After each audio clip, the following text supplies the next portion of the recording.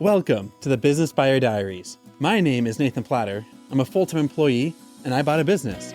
I did everything right, from finding the deal, handling all the due diligence on 63 opportunities, and ultimately bought a profitable gym. And boy was I in for a big surprise as a new owner. I chronicled everything in real time, including the biggest wins to the stressful nights at 2 a.m. I'm sharing my journey without sugarcoating anything, so you don't make the same mistakes that I did. Here's today's episode. All right, well, I'm going to take another chance at recording this because every time I try to record this episode, it keeps deleting. So here we go. So it's Monday. Happy Monday. Here we are. And tonight is the first night of 8 instructor training evenings. So for the next 8 weeks, we're spending about an hour and a half a night training instructors or training folks how to do strength training classes. And so folks that are brand new to instructing or folks that have done kickboxing, want to know how to do strength classes, we're now teaching that. And I was bummed tonight. Like, we had 6 or 7 people interested. Only 2 showed up for the first night. So I was really hoping that more people would show. And so we'll have to be more intentional and reminder-ish about the trainings because we're getting tight. Like, it's just tight. It's hard to get enough hands to run the classes and do it all. And I'm, for the folks that are here, that are doing it, so grateful, so appreciative of it. It just really means a lot. Had a good day at the day job. I've learned I need to be more quick and decisive. So, like, here's an example. And some of the stuff you may get, some you may not. So I do like data analytics. I have to write my own data pipelines. So that means I need to write some semi-computer code to pull data from our systems and make it tangible. And pulling from tons and tons of data, like a couple hundred terabytes worth of data. And for reference, that's like 50 iPhones. Like, we'll just say it's 50 iPhones worth of data. You have to pull it, and you have to pull it really smartly so that you don't spend a lot of computer power pulling it. But anyhow, you pull it, and I've learned, like, instead of just having one massive data pull or lots of sub pulls, lots of temp tables, I need to have very systemized, decisive ways to pull it. And so for the longest while, like, something I've been, I'll try to make this a little more relatable because I can tell right now I'm already boring myself telling you about it because you probably don't care about data analytics. But we'll say I have one way of doing code. I'll then try a completely different way of pulling code. Then I'll try a third completely different way of pulling code. And if those don't work, then I'll try like a slight modification to the first way, or a slight modification to the second, or a slight third way of pulling it to the first one. And I'll have lots of like testing ways of pulling data, and I'll try something multiple times over to get a certain result. And I'm realizing the way I've gone about work is not very efficient and it's not decisive. And rather than trying it with slight changes, slight adjustments, I need to just go straight for efficiency at the very beginning.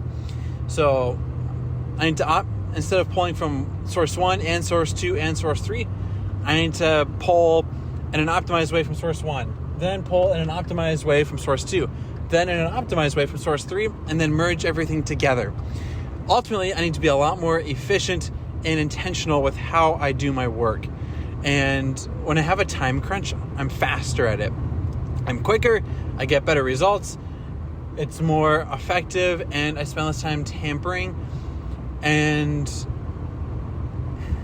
hopefully you didn't turn off the podcast by now because this is very theoretical. All I have to say, when I'm on a time crunch with my day job, it not only yields more time with the studio, but I'm also thinking about my role differently, and I'm handling myself differently because I act like I have less time in the day for my job. And so that's helping me be a lot more efficient, a lot more proactive, try and break something quicker. When I say break, no one's getting impacted, but I'm getting to solutions a lot faster rather than test and wait. I'm now going to try 3 tests, and whatever's the most effective, I take the best one and I run with it right away. And so my day job is benefiting from this. I'll have to say, what else?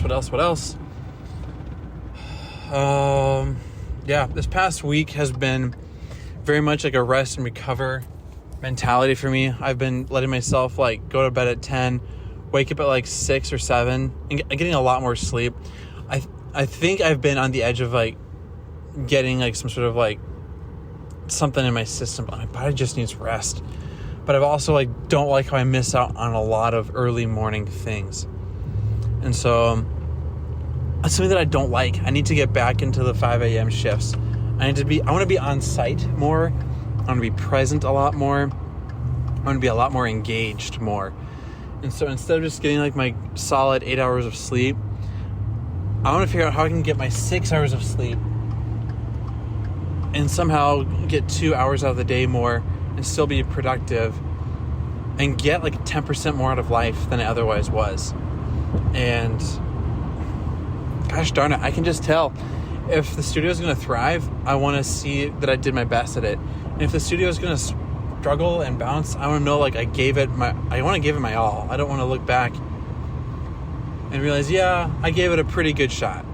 I gave it a very good shot. I want to be able to say I gave it my best shot. I really pushed myself. I didn't burn myself out, but man, I really put in some time. I really invested in people. I really, really got creative with how I'm going to find the funds to keep the studio open. I really networked and did side hustles and gigs and did what I could. If I couldn't fix the studio directly, how can I fix it indirectly? What side hustles and side quests can I do to bring value to the studio and to show that I really cared? And so doing these strength training classes are helpful. Being present and on site is helpful. Doing side hustles and side quests will be helpful. Keeping my day job going will be helpful. And yeah, that's where we're at right now. So we're going to go home, hang out with the wife for a little bit, go to bed, get a good amount of sleep. And then tomorrow I'm aiming to start the day proactively and thoroughly. So that's where we're at.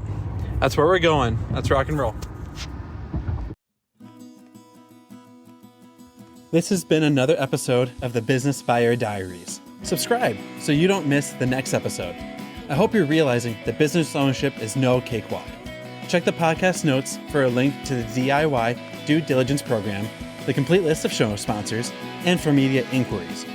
Music written and composed by Wes Schrock. I'm your host, Nathan Platter. Join me again on the next one.